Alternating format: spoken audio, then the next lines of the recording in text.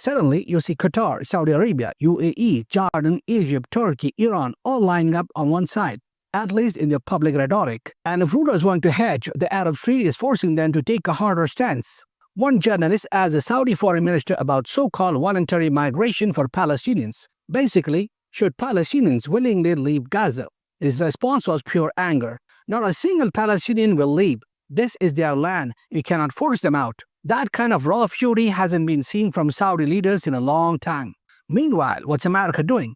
They're playing the oldest trick in the book. On one hand, sending money and weapons to Israel every week. On the other, spreading a narrative. They're like, Trump is angry at Netanyahu. We are not happy with him. Really? If you are so angry, stop the money, stop the weapons. But they won't, because UN foreign policy is stuck, dependent on Arab oil, Arab money, but tied at the hip with Israel. And here's the darkest part of the story. Israel's former army chief told The Guardian, the official Gaza death toll is undercounted. The real number is over 200,000 dead. 200,000. And yet the US still refuses to call it genocide. Still pretends it's self-defense. This is why the UN vote matters so much, because finally the world is saying out loud, Palestine has the right to exist. Now let's talk about something bizarre. Remember Charlie Kirk, the conservative right-wing figure close to Trump, founder of Turning Point USA. He was shot dead recently. Immediately, circles tried to spin the story. Arabs killed him, Muslims killed him. But within minutes, the killer was identified. A white American named Taylor Robinson. Not Arab, not Muslim, not foreign, just a regular American. And here's where it gets shady.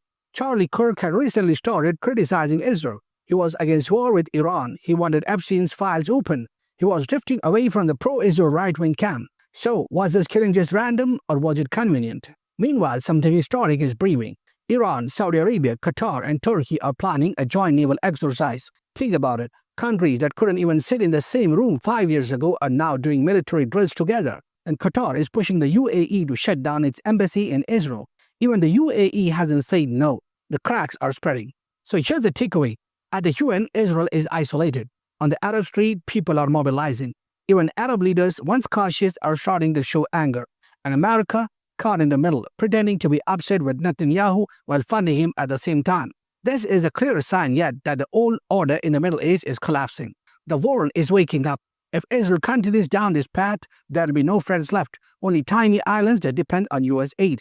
And America, they can keep pretending they're angry with Netanyahu.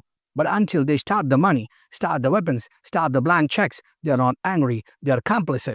The blood of Gaza's children is on Netanyahu's hands, but it's on America's hands too. And history will remember that.